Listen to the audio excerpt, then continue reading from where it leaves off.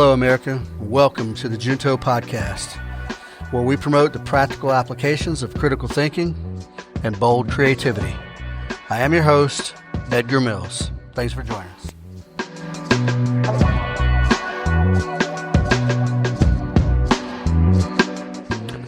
Hello, America. Welcome to episode 39 of the Junto Podcast. I appreciate you guys for coming back. And I missed Merry Christmas. The last podcast, I said I'm going to save all my Merry Christmases because we're going to do another episode. And then guess what? Yep, old Edgar got the flu. So anyway, now I'm back. So I came across this book a while back, and it's very interesting and it's very timely, and it's disturbingly accurate to today's standards. And I think it's a reading essential. And the book is called The Rape of the Mind: The Psychology of Thought Control, Menticide, and Brainwashing. And this book was published in 1956 by a Dutch author, Joost Meerloo, a doctor. And he came to prominence. He was a Dutch-American psychiatrist, psychoanalyst, and whatnot. And his expertise was all in the brainwashing and psychological manipulation. He was born in the Netherlands, and he served as a psychoanalyst during the Nazi occupation of Holland, and he treated many victims of torture, psychological torture and stuff like that. And post-war, he became the chief of the psychological department for the Netherlands Armed Forces, and he became an expert witness in U.S. cases of brainwashing, coerced confessions, and things like that. He knew a lot about the science of manipulating the mind. In the title, menticide, right? That was a new word on me. Excuse me. Pardon me if I'm coughing throughout this thing. I felt compelled to get an episode out, and I'm not 100% yet. He coined the term menticide, and that is defined as the systematic destruction of the will and the spirit, the human spirit, through psychological manipulation. And so this book kind of breaks that down, analyzes how, well, it is from a perspective. Now, mind you, this was published in 1956, and it was written off of just a wealth of experience based on World War II actions by the Nazis and whatnot.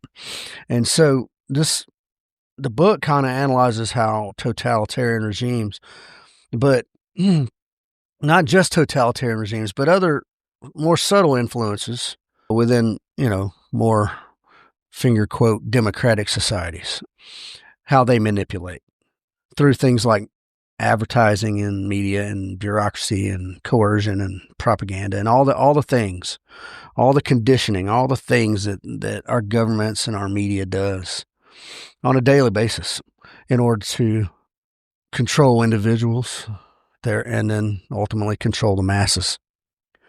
So we're going to break it down in a couple sections here. And the first one we're going to talk about is techniques on how to submit individuals psychologically, right? How to break down the individual. So how is it possible that these authoritarian regimes are able to extract confessions out of people that did not do anything, right? That had nothing to confess, yet somehow they're able to extract confessions out of them? Well, they do it by deleting the personal spirit, the individual deeper will to resist. Yeah. So we mentioned the word menticide here, and it's an organized way to weaken a person's will and ego, and eventually defeating the individual into whatever submission, whatever it is, whatever they suggest beyond that. Because anything, once they're pinned down, then anything, they're subject to anything, right?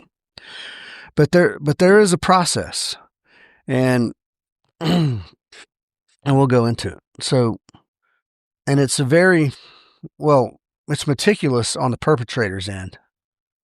And it starts with breaking a person down and deconditioning the person from what they previously knew, right?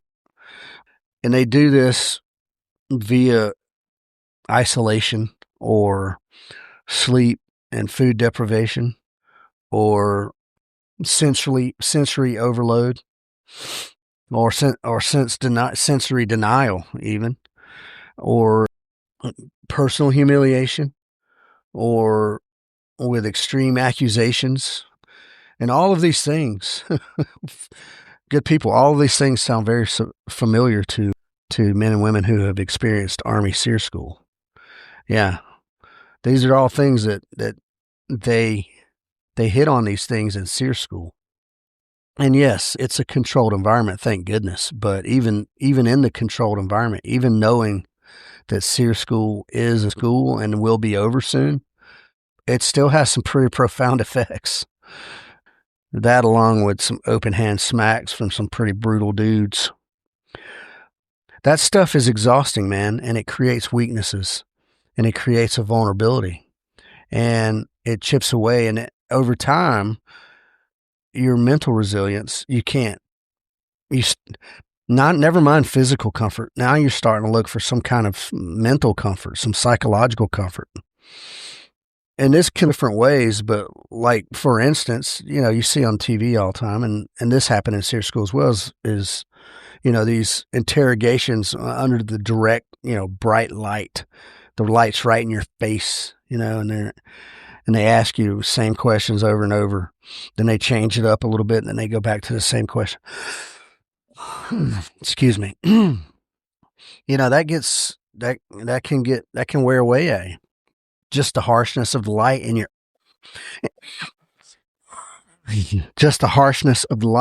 eyes can be very taxing on you. Or, yeah, my favorite and yours, the box, right? The little small box. They stuff you in there, and you're isolated and you're confined, and you get nothing but a little dog bowl of water. And now, most guys, I would imagine, when they were in the box in SEER School, they use that for sleepy time, because that's what I did. But you're also in there long enough that you have to piss yourself.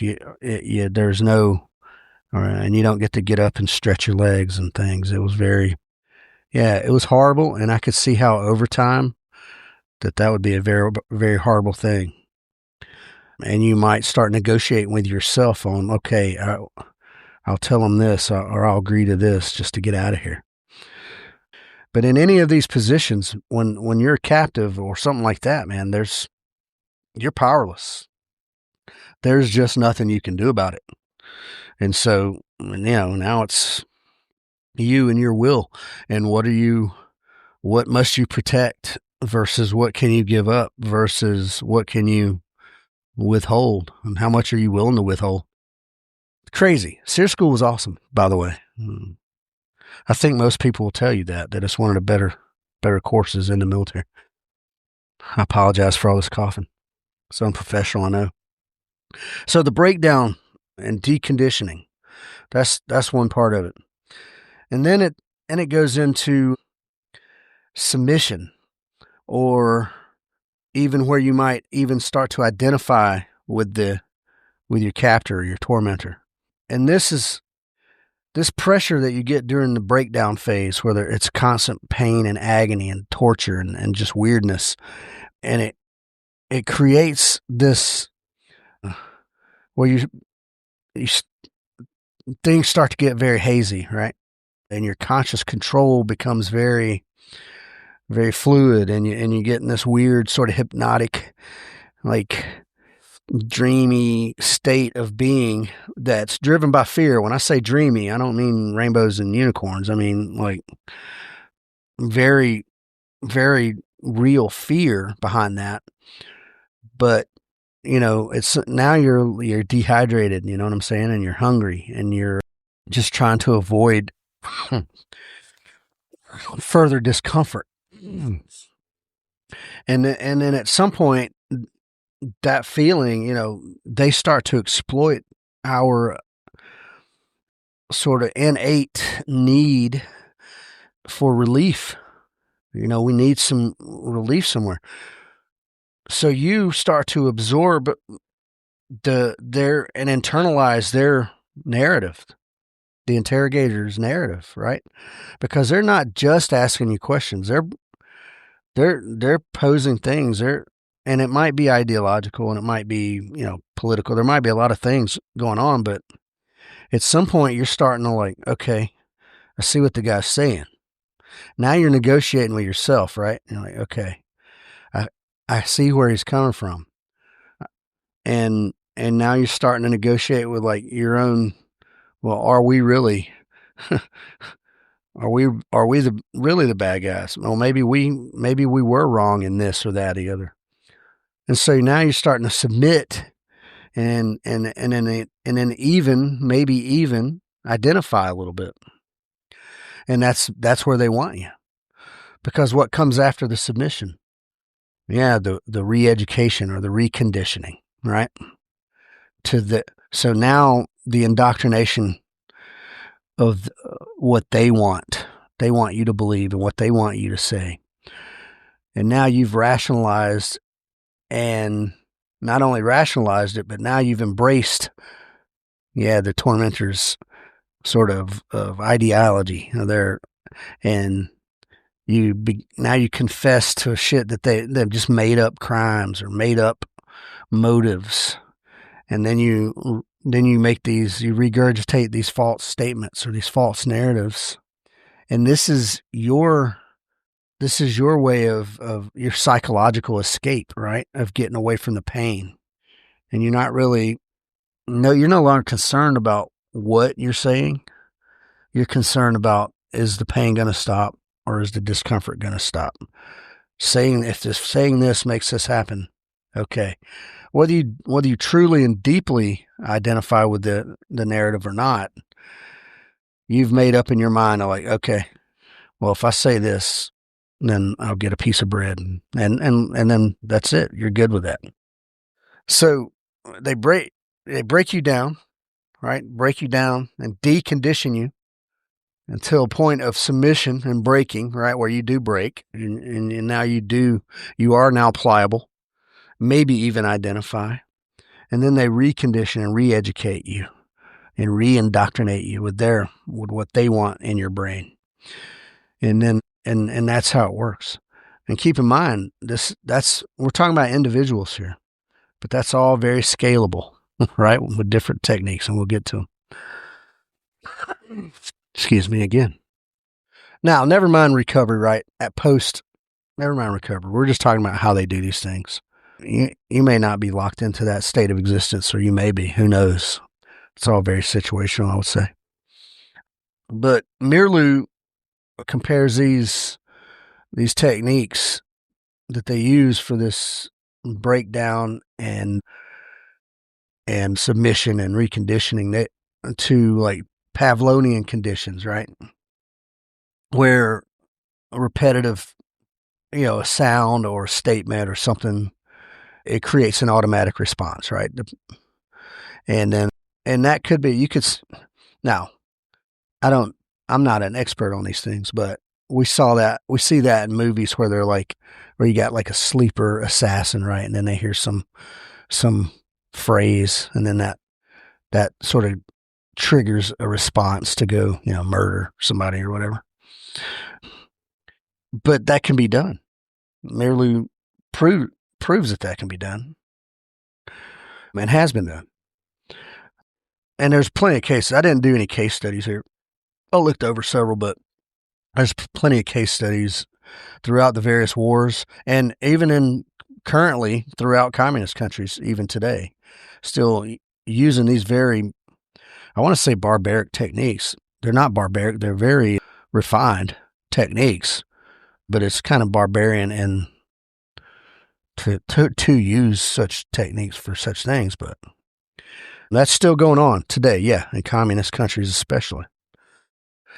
I mentioned SEER school because this is one of the things. Well, I found this book doing some study for SEER type things. The harsh reality is that even the toughest, hardest, manliest operator of operators has a breaking point. And it's not to do with intellect. It's probably more to do with a strong moral foundation than anything.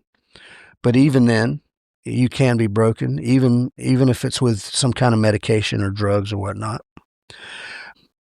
If you're a captive and they want to break you, they will break you.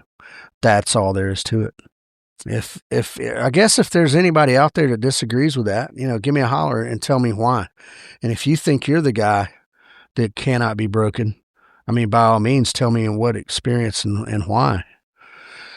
Now, keep referring to SEER School. It was great. It was unique. It was awesome.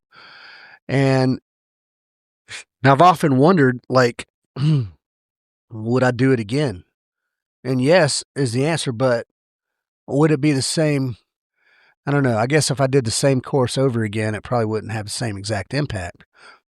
But I would do a SEER type course again, despite the discomfort. And you can't discount the discomfort. But here's the fact of the matter. And most SFE type guys will tell you the same thing. Like, it's going to be, it's going to be over. I mean, SEER school's only, I don't know, a couple weeks long, 3 weeks long or something. It's going to be over sooner or later. They're not going to, you're not there indefinitely, right? And even though you may or may not know what day it is, and you may or may not know how much time you have left at the resistance training lab or wherever, in the moment, it still kind of sucks. Yeah. In the moment, it still kind of sucks. And yeah, you can fight through it. They might slap you around a little more. They might dunk you in the water a little more. There might be some stuff going on, but just all you gotta do is stick with it, man, and you'll get through it, and you will have learned a lot of valuable lessons. Whereas in real life, as a real life POW, who knows, man? Golly, yeah, that's got to be tough. But even the hardest are going to break. Yeah, even the hardest. All right, so that was just individual submission, right? We're talking about how to break the individual down. What about techniques for mass submission? I said all of that stuff is scalable with various techniques. And I mean up to entire populations. Yeah, and we've seen it. I mean, good people, you've seen it, whether you think you have or not. Partisan propaganda, we see it every day on the socials. Fear mongering, we see it every day on the socials. Cultural conditioning, we see it every single day on the socials, on TV, on everything. This function of control, this scaled up control, it starts with little things like stifling free speech and free thinking in just subtle ways, right? And I'll give you an example. You can say what you want, but hate speech is not a thing. Yes, you can say hateful speech, yes. But to have a legal label as hate speech, which means you can be punished more for saying this, but not punished at all for saying something else, it's ridiculous. And that's a way to stifle speech and to shape thinking, and then to isolate and categorize the masses into easily controlled subgroups. And the whole goal of that is over time to turn free thinking individuals into NPCs, obedient to their narrowly defined group, whatever that is, whatever has been defined for you. So let's look at some of these techniques. Everybody loves to say PSYOP. Everything's a PSYOP. PSYOP, PSYOP, PSYOP. That's a cool word. Psychological warfare. That's a cool word. It's cool. And that shit goes on constantly. AKA propaganda. They use propaganda, right? So here's another word I learned. Verbocracy. Yeah. Propagandistic lies. Catchy phrases. So here's another one. Verbocracy was a new word I learned. And then labelomania. Yeah, labelomania. That's an obsessive assigning of labels to hammer simplistic ideas into our brains. Now, I've said this before, and I'll say it again because it applies. I can remember in the 80s into the 90s, and this was when I graduated high school in 1990. So from the mid 80s up until the mid 90s, early 90s anyway, nobody wanted to be labeled. Yeah, nobody wanted to be labeled. Nobody wanted to be put into a box. Everybody's like, look, and don't label me. Don't call me this or that, because I'm an individual. I do what I want, the way I want, and I might cross over 3 or 4 labels, but you know what I'm saying? And that was very much a real thing. I remember that. And then the 2000s into the mid 2000s, the 2010s, and here we are at 2025. There's a label for everything, folks. It's insane. It's insane. There's a label for every category, subcategory, subcategory. And here's what happens when you label people in like that, or especially if you apply those to yourself. And I always pick on the transgender people when I'm talking about this, because they love to be labeled, and you got all these pronouns and whatnot. At some point, you're going to label yourself out of it's going to naturally, you're going to eventually cycle all the way back around until it's individual, until you're back to just being an individual. You're not going to have anybody else that matches your stack of labels. And then now you're just back to yourself again. And I think ultimately the problem is, do you like yourself? Do you like the labels that you put on yourself? If not, just don't do it. But certainly don't put them on other people.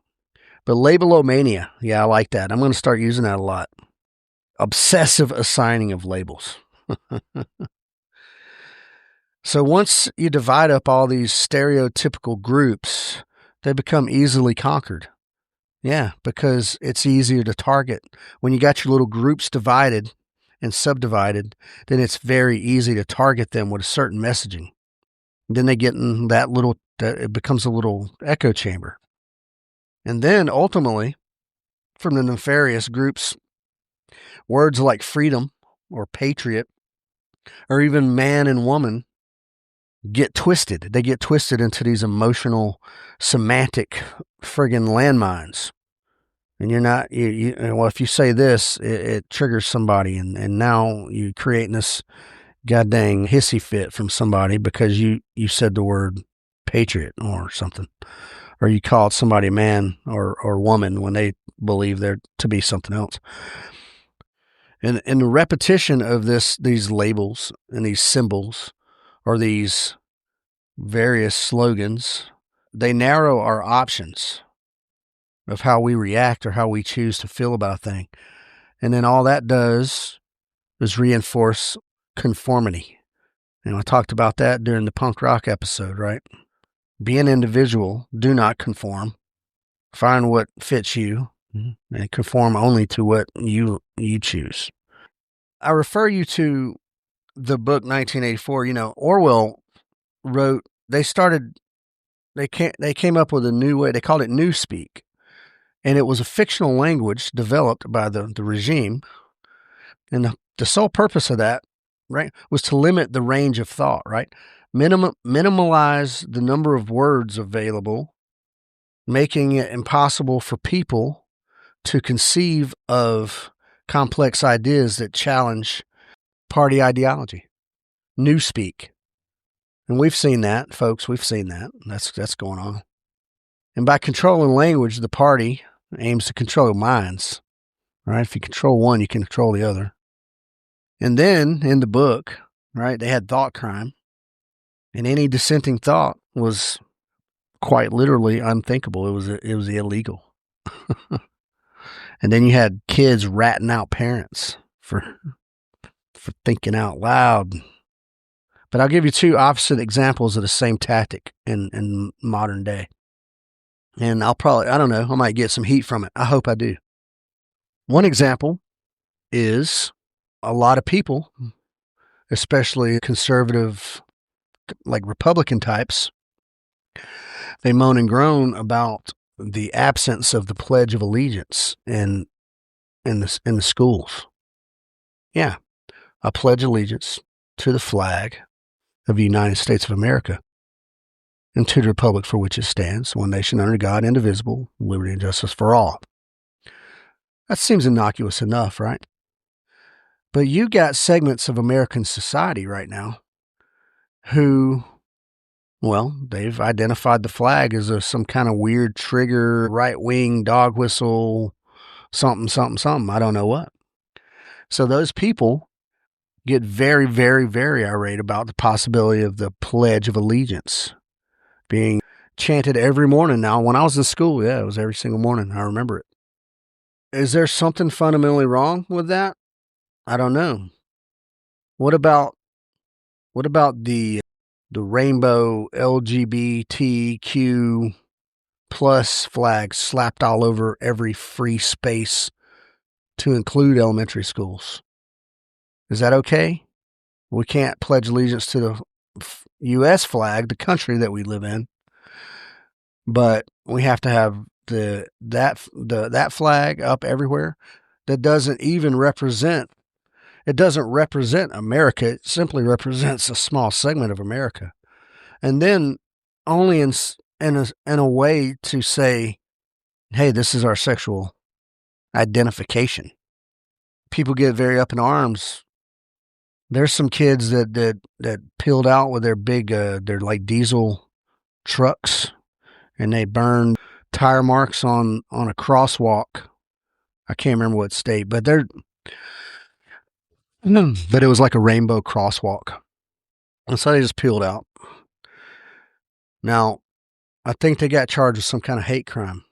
Now, any other crosswalk in the city, they would have got a ticket for, well, I guess, I don't know what, drag racing or something. But instead, they get like a felony hate crime charge for doing it on a rainbow crosswalk. Is that warranted? Who decided that that's hate speech? And who decided that who decided that we should put rainbow flags all over the crosswalks everywhere? Now, I got news for you. At the corner of, I want to say, Juniper and 10th Street in Midtown Atlanta, the whole four-way, it's rainbows all the way around. And guess what? Midtown is probably, I would venture to say, I don't know what the demographic is color-wise, but I know it's probably 90% gay. And so if there was some kind of little neighborhood council that voted on that, and it was unanimous, whatever, man, I guess. Now, the question is, are those city or state streets, and did the city and state vote on it? There's lots of stuff going on.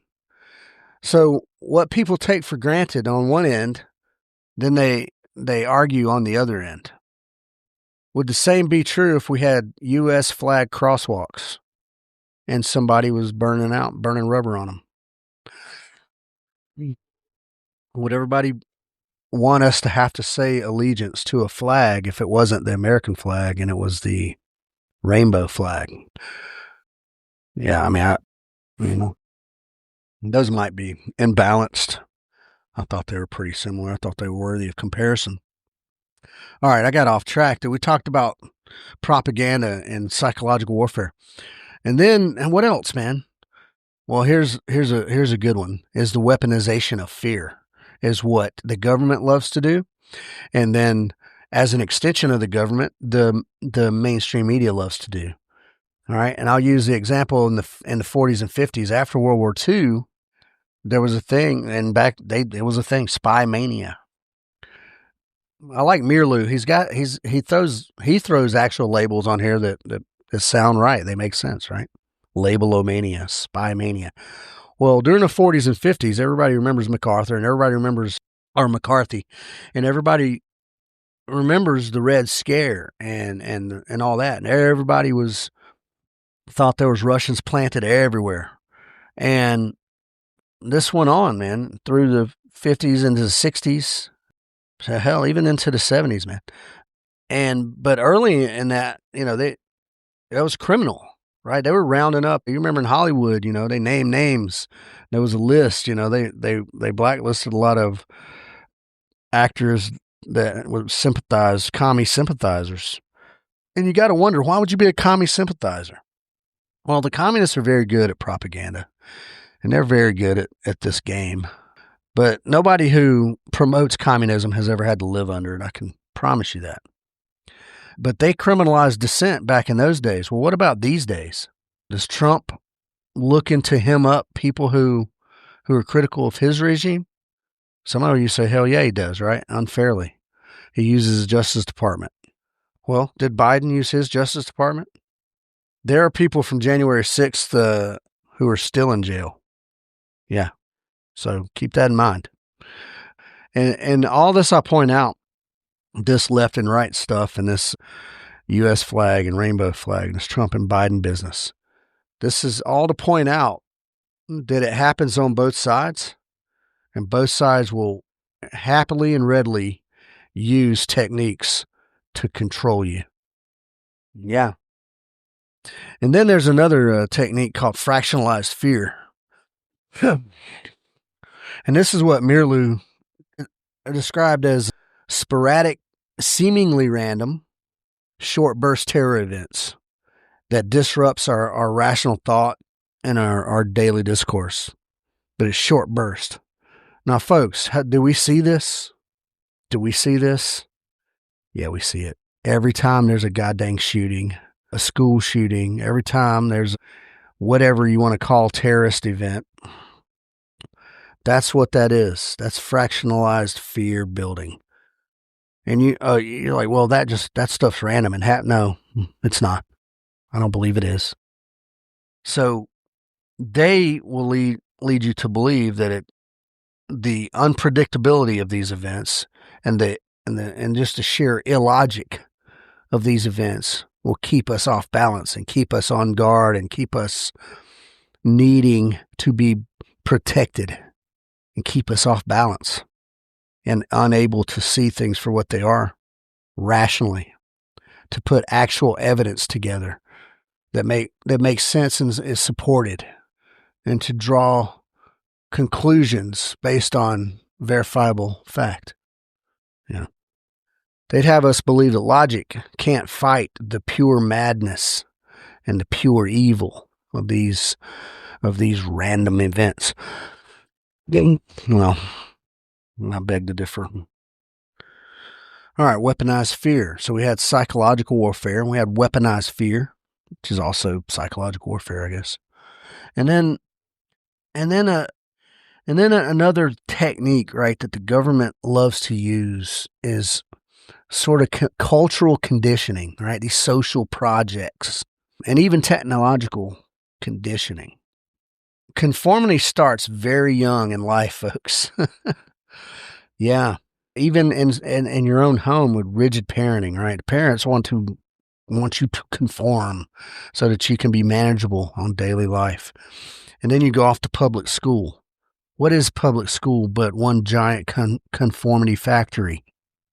How many of you can honestly and openly say, yes, our public school pushes creativity in such a way that we have sent children forward to become adults who do X, Y, and Z? Not many. I don't think so. Public school just primes us for control. That's what it does. You get up with the bell, you sit down with the bell. Teacher tells you a thing, you regurgitate the thing. Bell rings, get up, go to the next class. Teacher tells you a thing, you regurgitate the thing. And then we got technology that overloads our senses, especially the phones. I'm going to encourage you, good people, keep your children off of the devices for as long as possible. All right, a video game's one thing, but free access to social media and the internet is just completely wrong answer. There's so much madness out there. But eventually, what does it do, though? We get addicted to it. It overloads our senses. Then we get lazy. Everything on social media encourages shallowness, instant gratification, and then move on. Attention spans are at an all-time low. And all we do is we're just turning into consumers of prefabricated answers, and we don't have any skill of self-reflection or any critical analytical skill. We're looking for the answer straight in front of us right now. Yeah, we learn in school, we learn how to follow instructions to a central authority and how to move on with the bell, how to regurgitate correct answers, and worse yet, how to conform to the informal cliques that build inside of schools, inside of these public schools. I bet you could almost take the day in the life of a typical a day in the life of a typical high school and probably compare it to the day in the life of a typical prison and be able to draw so many similarities. I bet. I would love to see that study. I'm not smart enough to do that study, but I would love to see it.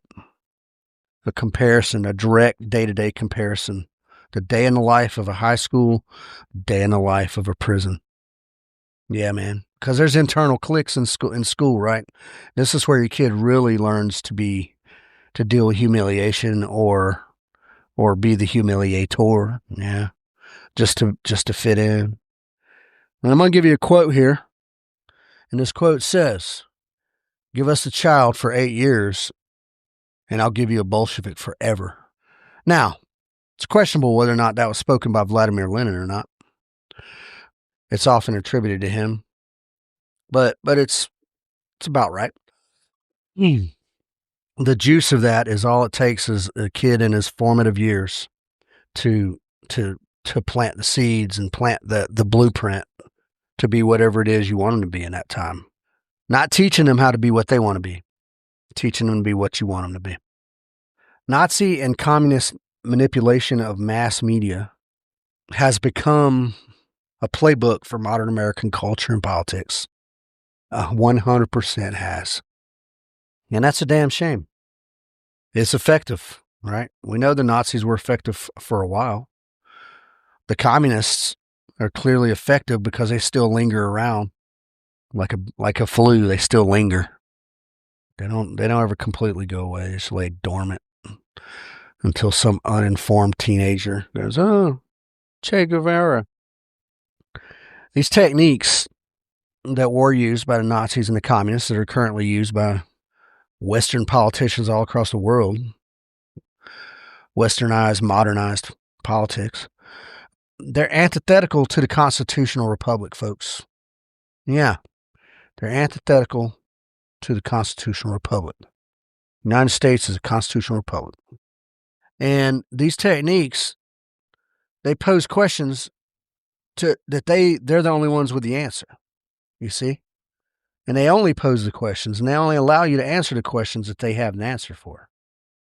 And contrary to the constitutional republic, they challenge your individual worth and value. You're just a piece in a bigger machine as far as that goes.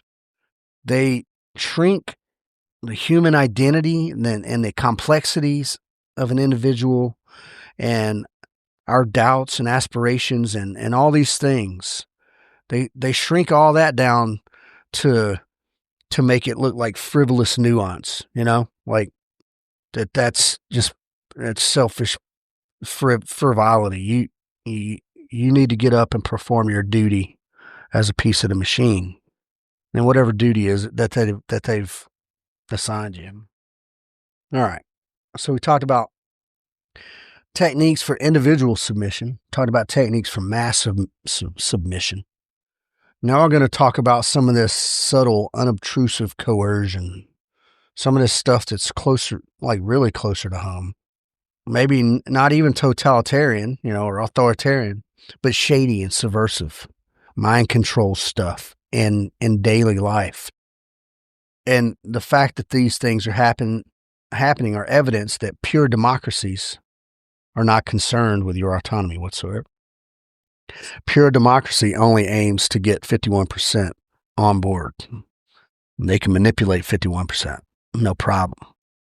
So Meerloo calls mental contagion a virus delivered via advertising education and bureaucracy, where subtle exploitation preys on needs like belonging and consistency. So I talked about this stuff in the cultural conditioning. And this is where the cultural stuff comes in. It's subtle, right? But it's there.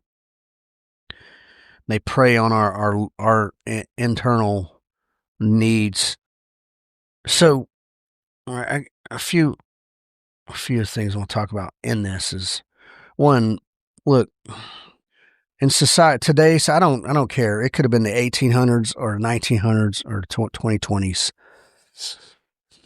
Raising kids is tough.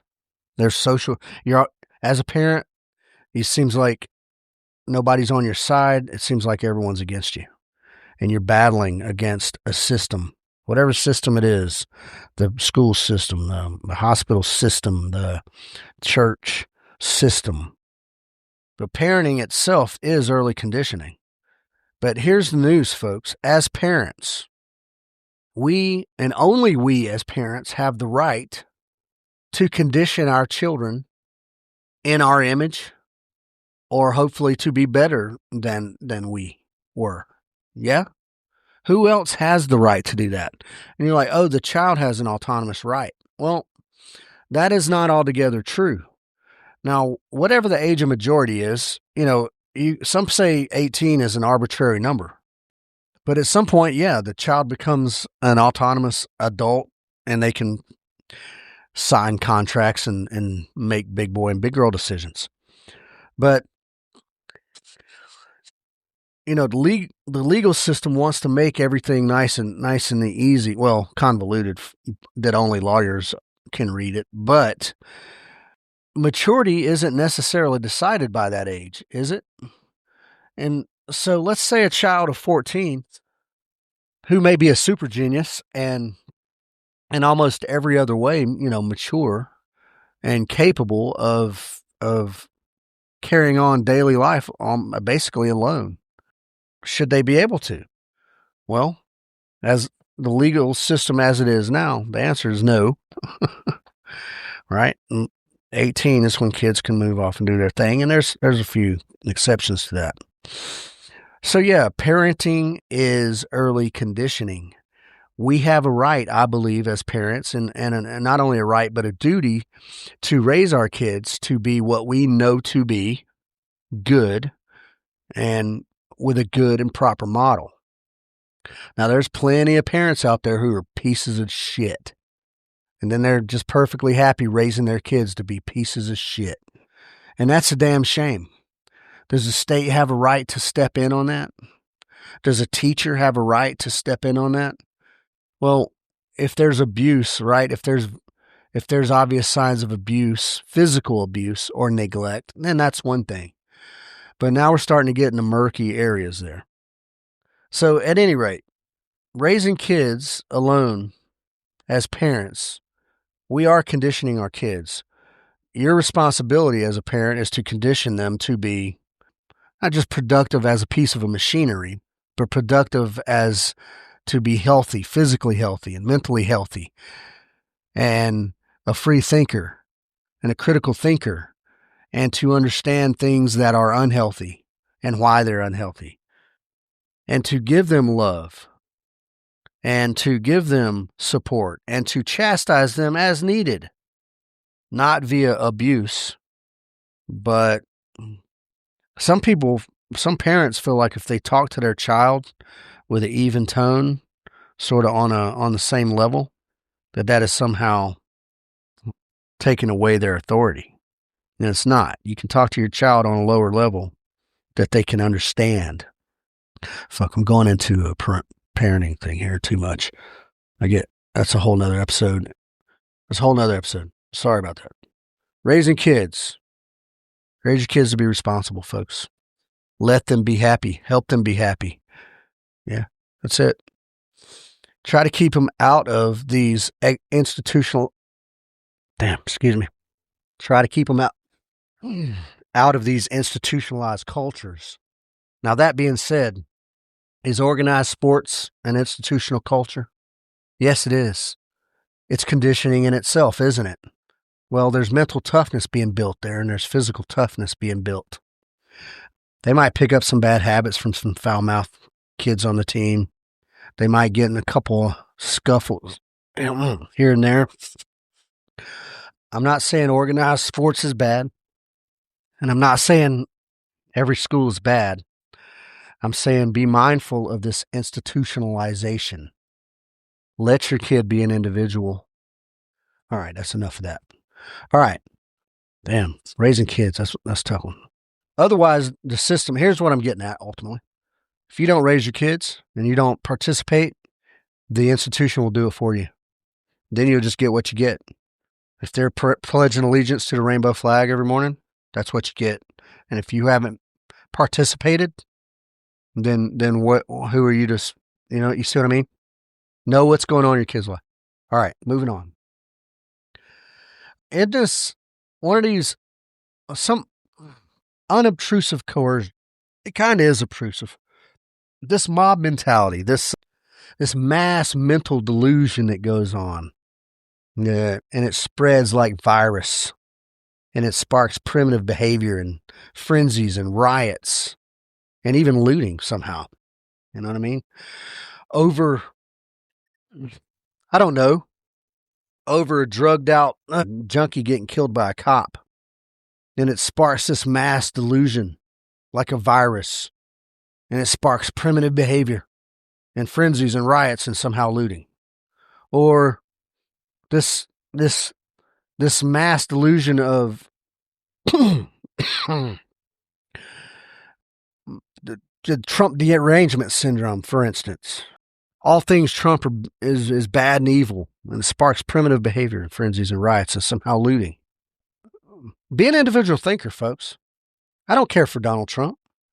I think he's a clown. I think he's done some measurably good things, but he's done a lot of suspect things. I don't think he's a friend to the 2A community. I don't think he's a friend at all to the 2A community. I don't think, if you were going to really define Democrat and Republic, I don't think he's a Republican. I think he spent an entire life being a Democrat and then ran as a Republican. I don't know. There's stuff like that. But if there's one thing that Donald Trump does, though, is he sparks mob mentality, primitive behaviors, frenzies, riots, and somehow looting. It's too easy. What does it take, man? Let's say you do a political rally for whichever side, it doesn't even matter. You get a few hundred people in one space. You hire, I don't know, I'm just saying 5 paid agitators, 5 people to mingle about and stir the pot. And the next thing you know, you got frenzies, riots, and somehow looting. Think individually. Act individually. Do your own critical thinking. If it doesn't make sense, people are hating. This is something new. Nicki Minaj, who I don't care for Nicki Minaj, but she came out because she believes that in Nigeria, that the kind of mass murder of Christians is probably a bad thing. And she thinks that it's good that Donald Trump is taking action to try to mitigate that. That's created a friggin' shitstorm. And it's controversy, and it's all over the TV and the frickin' socials.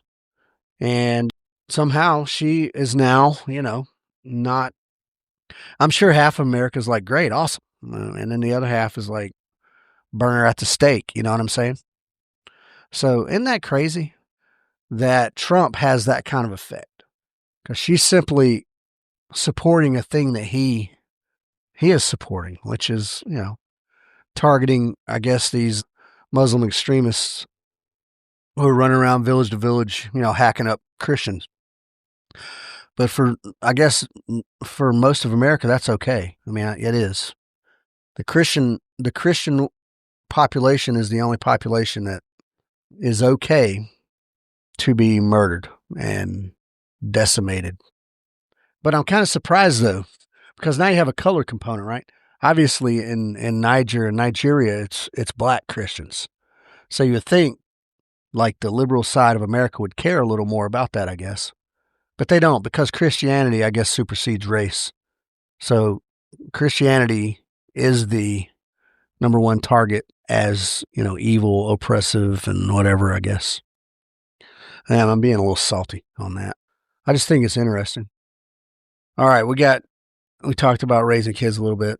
Mob mentality. Yeah. Think for yourself, folks. Don't be out there going into frenzies, riots, and don't go loot. And then obviously mass media and technology. That's what it's all about. Mass media and technology. That's the way of the future. Information overload, echo chambers, AI, attention whores. All these things breed breed apathy, folks, and indifference. And on the other end of that, even radicalization sometimes.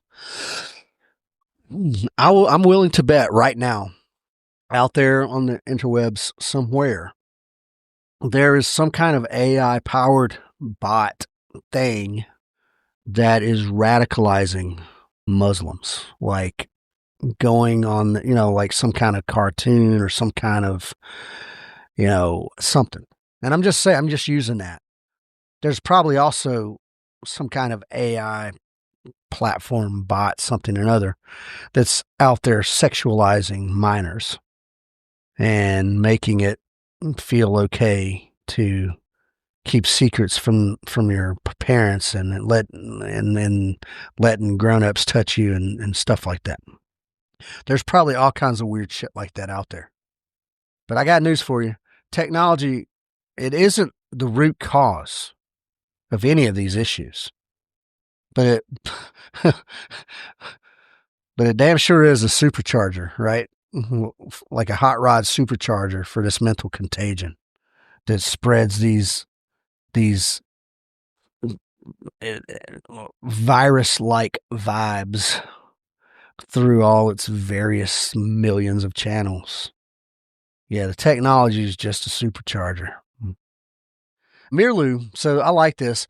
And again, this book was written, published in 1956. But I like a comparison that Meerloo makes. And he compares modern technology. Now, mind you, modern technology in the 50s, he makes a comparison to primitive magic. And I love it.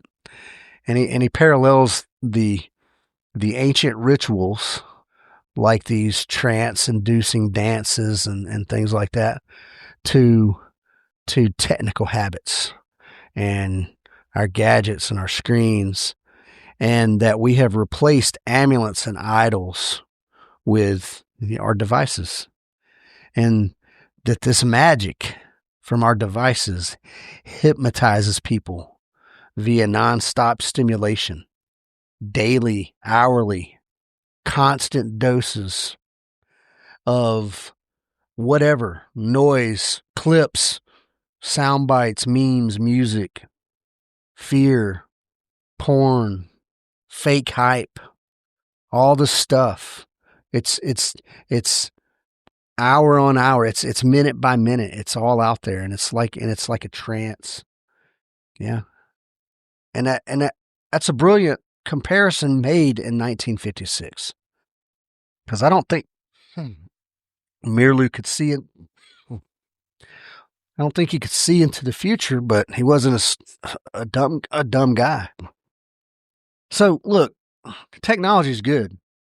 I think having all the information at our fingertips is good, but it can overload our senses, folks, and it can create like a freaking zombie-like state of being where we're on our screens. It just kills our critical thinking skills. Man, I'm so sorry, man. All this coughing. What else? Technology to primitive magic. Yeah, that's awesome. I thought that was I thought it was apt, and I like it. The comparison. But technology can amplify our delusions, right? We get into these echo chambers, and all we see is Trump bad, or all we see is porn, or all we see is whatever it is we're looking at, video games. And it kind of probably chips away a little bit at our reality check, right? You hear what your echo chamber, your mob wants you to hear, and you don't hear any critical or opposing views in your own echo chambers, right? All you hear is a version of what you think the opposition thinks. You just hear the synthesized version. You don't hear the raw version. And then it creates this compartmentalized thinking, and you have your own rigid ideas, and the other guy's stupid, and you're smart, and your ideas become sort of unchangeable. Like now you're not a free thinker anymore. Now you're not even open to new ideas. And this creates this mass psychosis, folks. And then there you are, mob mentality. You got to have, and you got to be around places. You got to be in pages or on pages or social medias where you have open and free exchange of ideas, folks. Otherwise, it's just a pat yourself on the back machine, and that's dangerous. That's dangerous. Damn. And then I guess on the deep end here, now this guy was a psychologist, and on the deep end, we can go and have some kind of psychological regression. Meerloo says that technology erodes what he called verifiable reality. Verifiable reality. And it warps our reality, and it changes it. And then we lose our, again, like we said a minute ago, our reality checks. And then we get this passive, what he called passive peeping contagion. You're always looking at the screen, and it's again, hypnotizing. But like, you're looking at the screen and you're hypnotized, but also across the world, there's also, a million other people looking at the same screen, hypnotized by the same thing you are. And it will kind of bypass your own individual psyche, and you just get into this rut, right? And you don't have enough variety in your life. You don't have enough nuance in your life now. You're just reading or looking at what's there given to you, and you're submitting to whatever that is. That's that subtle coercion, folks. Unobtrusive. Well, it's obtrusive, but subtle obtrusive coercion. It's getting in there. And it ain't blunt force. It's slowly contaminating our brain, exploiting us, and then ultimately captivating our brains. And then we're subject to whatever. So that's past the breakdown phase, right? We talked about breaking down. And then we're at the submission. Now, once we've completely submitted, they can re-educate as they choose. The paradox of technology is that it has brought the world up to such a high standard of living, and it empowers us in so many ways. I mean, here I am right now on the internet, sharing a podcast, sharing my thoughts that I know at least 8 or 10 of you will listen to. But the same technology can enslave us, like addiction. And you can be addicted to a lot of things, not just technology. This is just technology makes it easy. Hell, gambling online is an addiction. Gambling in real life is addiction. But hell, now I can sit in my basement and gamble online if I want to. Games and AI especially. But when you're in an immersive game, you have essentially godlike control over the world around you, right? What does that do to you inside your brain? I mean, when you're healthy, I'm so sorry. When you're healthy, you can differentiate. I'm in a game and I'm playing this game. Yes, I have godlike power, but you're not getting any of that dopamine from that godlike power. But when you get fully immersed, right, and you're all in there, and that becomes your life. Now, when you exert these godlike powers over your world, and it's having very real effects on your brain. You see what I mean? And you can see how that can become addictive. But the reality is, we're in there thinking we're God, and we're stunting our own growth, or our physical, literal growth. And all that stuff is dangerous. It overloads our senses, folks. It erodes our focus. We start to ignore like normal physical play, physical fitness. We start to lose creativity because all the creativity we get from inside a game or a system or a computer. And we soak in the social platforms, man, and we ingest all these instant answers and instant images and videos. And we skip the real stuff, the hike in the mountains, the standing on an actual mountain peak, right? The natural dialogue that you have with another human being. I don't care if it's at a pub or at a bookstore or at the range or whatever. It steals your time. It steals your person. It steals from you. Be wary of the technology, folks. Treat it like a weapon. It's dangerous. Treat it with respect, right? Wield it responsibly. Okay, folks, it's been gloom and doom. Gloom and doom. But can we defend against these things? Yeah. Mass manipulation, more difficult to defend against. Individual manipulation, right? Our voluntary personal manipulation that erodes our mind and our own individual liberty. Can we defend against those things? Yeah, sure we can. Our susceptibility stems from our innate needs, like security, belonging, shelter, those types of things. And there's a constant internal struggle. Excuse me. Internal struggle between I don't know. I guess I'll just call it maturity versus accountability. We always have that inner struggle, right? We're balancing the good decision versus the loose decision. This maturity and accountability versus the frivolity and the carelessness, right?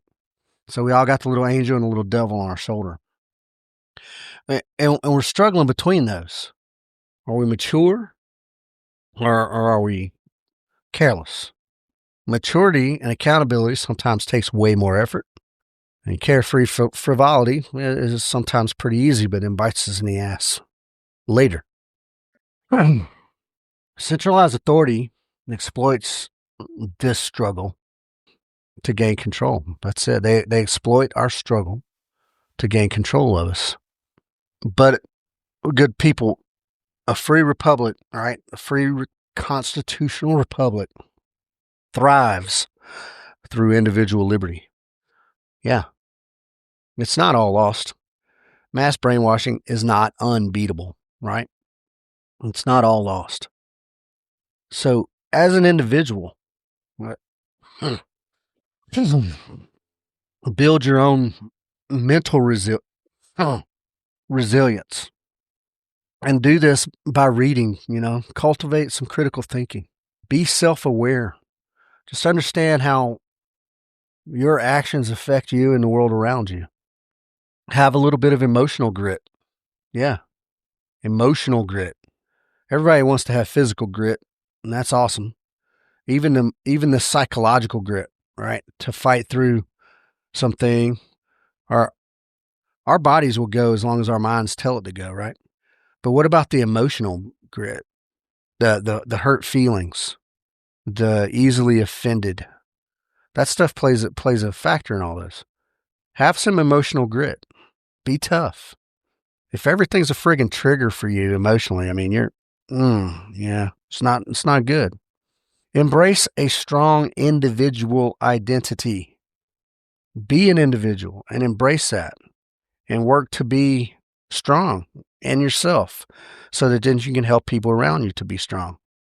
And we do that by building our trusted networks, right? But our trusted friends and family, people that can depend on us, that we can depend on outside of the system, right? Outside of a bigger system.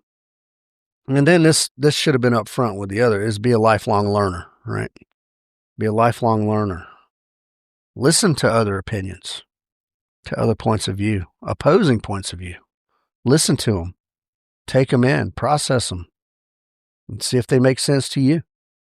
And then if they logically do not, then reject them. Not emotionally, just outright. And then, so individually, right? But okay, as a society, how do we resist? How do we resist these control techniques? Well, One, I say embrace nonconformity. Yeah, embrace it. If the masses are the ones chanting a thing, chances are that's the wrong thing to be chanting. Well, I'll believe that and I'll stand by that till the end.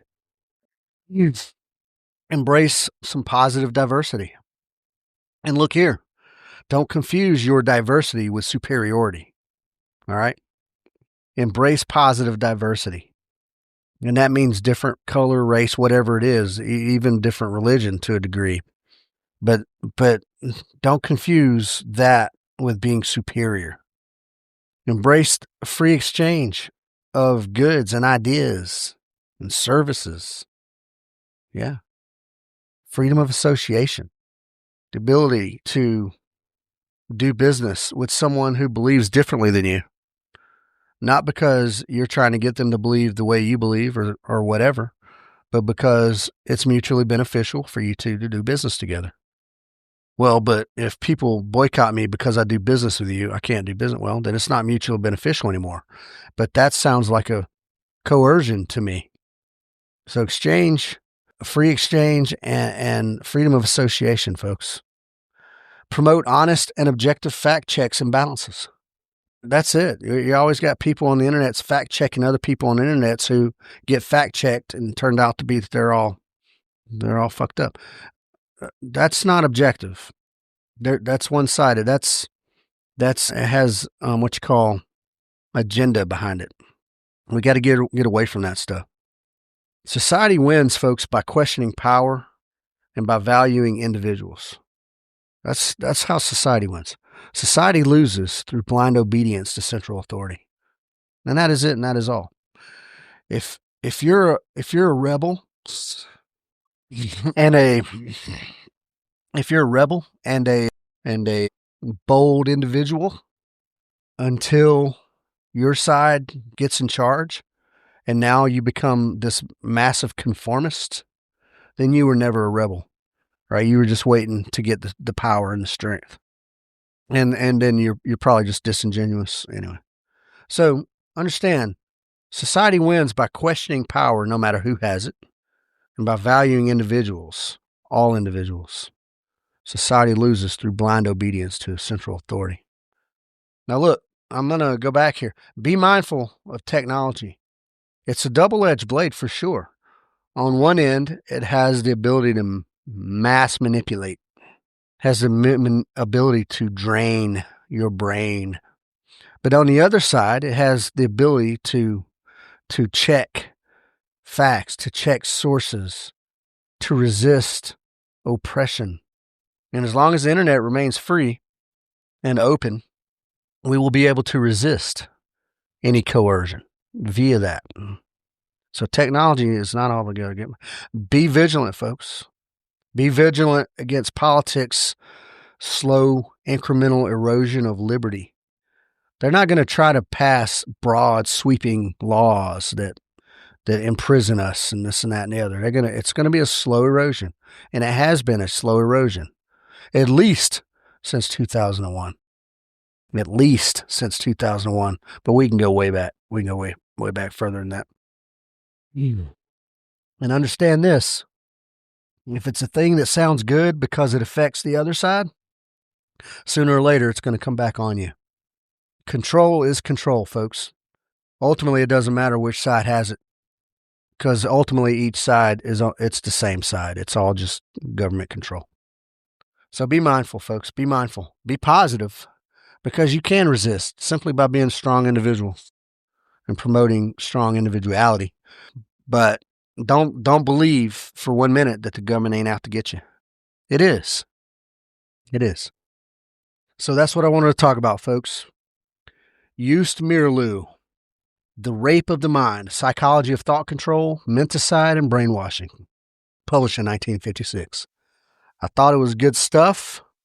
I think it's good stuff. I think it's as true today as it was in 1956. And based on all those things, just stay aware, folks. Stay vigilant. Guard your autonomy and guard your liberty from these power-hungry bureaucrats and technocrats, because they're leeches and they're out to suck the life out of you. All right, folks, that was it. That was it. I appreciate you listening. I appreciate everybody who's been coming out to shoot. The private sessions have been going like crazy lately, and that's awesome. I think on January, possibly 3rd, we have a wild card day, and that's ospreyshootingsolutions.com. And check out twoteamguys.com. We don't have anything scheduled, but please give it a look and see what kind of things we offer. Let's see. And then finally, givesendgo.com/help a homie fund. You know, we got a few dedicated givers there, like small givers, and that's great. And I appreciate you guys so much. We just helped a guy out literally a couple days ago with some money to pay a bill right before Christmas time. So we're trying to do what we can do, but once again, it's still small change. Still small change. And we're going to put some effort in that. Feel free to reach out. Edgar Mills at ospreyshootingsolutions.com. Give me your feedback. I'd love to hear it. If you agree or disagree with anything I say, reach out. I'd love to hear it. If you'd like to hear about anything particular, if you'd like to hear me expand on anything, if I have the capacity, I will. If I don't, I'll research it even and just talk about it a little bit. And if you want to submit a paper, a blog to the blog, please do. You can send me something on Word or PDF to Edgar Mills at ospreyshootingsolutions.com, or you can go on thejuntopodcast.com and submit it down there via the contact us space. Yeah, that's it, folks. I appreciate you guys. I love you guys. I'm not going to do another podcast before New Year's, so happy belated Merry Christmas and Happy New Year, and I hope 2026 is a good one for us. All right, good people. Take care. I love you guys.